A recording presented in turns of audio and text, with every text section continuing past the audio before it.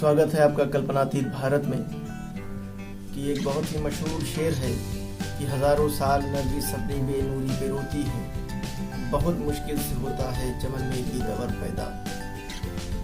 आज हम एक बहुत ही अफसोसनाक खबर के साथ आपके सामने तशरीफ ला रहे हैं कि मोहब्बत और बगावत की शायरी से युवाओं के दिलों को जीतने वाले मशहूर शायर जनाब डॉक्टर राहत इंदौरी साहब अब हमारे बीच में नहीं हैं। सबसे पहले तो मैं उनके खानवादे की खिदमत में ताज़ियत पेश करता हूँ और डॉक्टर राहत इंदौरी साहब का एक शेर है कि 2 गज सही मगर ये मेरी मिल्कियत तो है, ऐ मौत तूने मुझको ज़मींदार कर दिया, और ऐ वतन एक रोज़ तेरी खाक में मिल जाएंगे, मर के भी रिश्ता नहीं टूटेगा हिंदुस्तान से।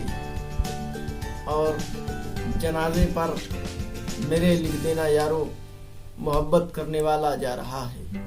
डॉक्टर राहत इंदौरी साहब अपनी शायरी और गज़लों से कई सारी सरकारों को चिताया भी करते थे और इसके साथ ही उन्होंने बॉलीवुड में न जाने कितने गाने भी लिखे।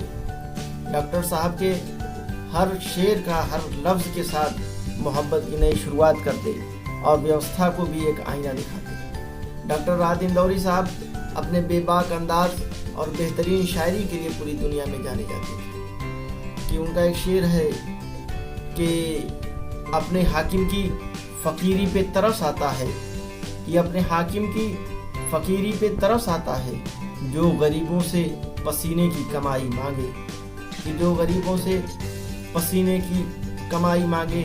और बच्चे चुप हैं कागज़ की एक नाव लिए, कि कॉलेज के सब बच्चे चुप हैं कागज़ की एक नाव लिए, चारों तरफ दरिया की सूरत फैली हुई बेकारी है। इन शेरों से उन्होंने सरकारों को चेताया भी।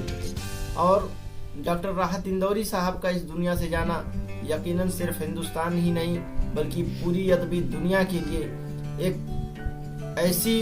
एक इतनी बड़ी ये समझ लीजिए कि नुकसान है पूरी अदबी दुनिया का कि जिसकी भरपाई करना मुश्किल ही नहीं बल्कि नामुमकिन सा लगता है। डॉक्टर राहत इंदौरी साहब की ये कोशिश हुआ करती थी कि उनके जो शेर हैं वो सबको समझ में आए, इसीलिए उन्होंने अपने शायरी में बहुत से आसान लफ्ज़ों का इस्तेमाल किया। और यही वजह है कि उनके शेर सिर्फ नौजवानों ही नहीं बल्कि बूढ़े और बच्चों में भी बहुत मशहूर हुए। अभी हाल ही में उनका एक शेर बहुत मशहूर हुआ कि बुलाती है मगर जाने का नहीं। तो ये गज़ल मैं पूरी आपको सुना दूं कि बुलाती है मगर जाने का नहीं, ये दुनिया है इधर जाने का नहीं। बुलाती है मगर जाने का नहीं, ये दुनिया है इधर जाने का नहीं। मेरे बेटे किसी से इश्क कर मगर हद से गुजर जाने का नहीं। और ज़मीं भी सर पे रखनी हो तो रखो, कि ज़मीं भी सर पे रखनी है तो रखो, चले हो तो ठहर जाने का नहीं। नाप ले मगर जालिम से डर जाने का नहीं। और एक शेर उनका है कि होठों पे चिंगारी रखो, कि आँख में पानी रखो, होठों पे चिंगारी रखो, जिंदा रहना है तो तरकीबें बहुत सारी रखो। और राह के पत्थर से बढ़कर कुछ नहीं है मंजिलें, रास्ते आवाज़ देते हैं सफ़र जारी रखो।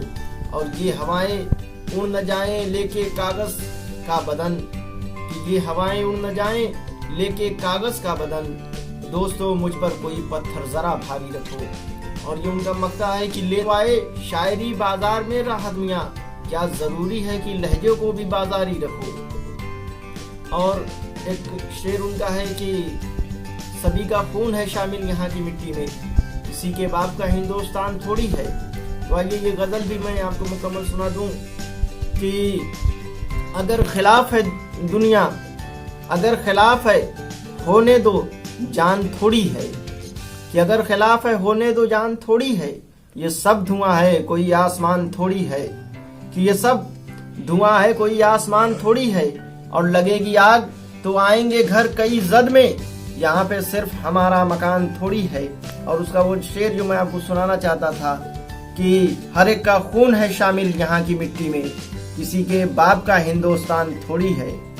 और आखिर में ये जनाब उनके फर्जंद जनाब सतलज राहत साहब ने जो पोस्ट किया है उनकी जो आखिरी ये गज़ल थी जो उन्होंने 4 शेर सिर्फ उसमें कह पाए, वो शेर सुना दूं कि नए सफ़र का जो ऐलान भी नहीं होता, कि नए सफ़र का जो ऐलान भी नहीं होता, तो जिंदा रहने का अरमान भी नहीं होता।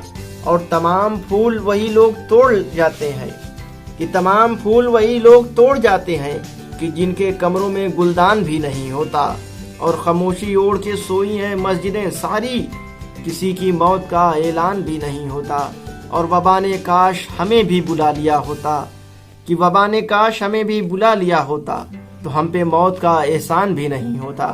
यकीनन एक बहुत बड़ा नुकसान उर्दू शायरी को तकरीबन 50 बरस से ज़्यादा उर्दू अदब में अपनी खिदमत करने वाले जनाब डॉक्टर राहत इंदौरी साहब अब हमारे बीच नहीं रहे, जिसका हमें बेहद अफसोस है। और उनकी शायरी के ज़रिए इंशाअल्लाह वो हमेशा हमारे दिलों में ज़िंदा रहेंगे। इसी के साथ हम अपना प्रोग्राम ये ख़त्म करते हैं, फिर मिलेंगे अगली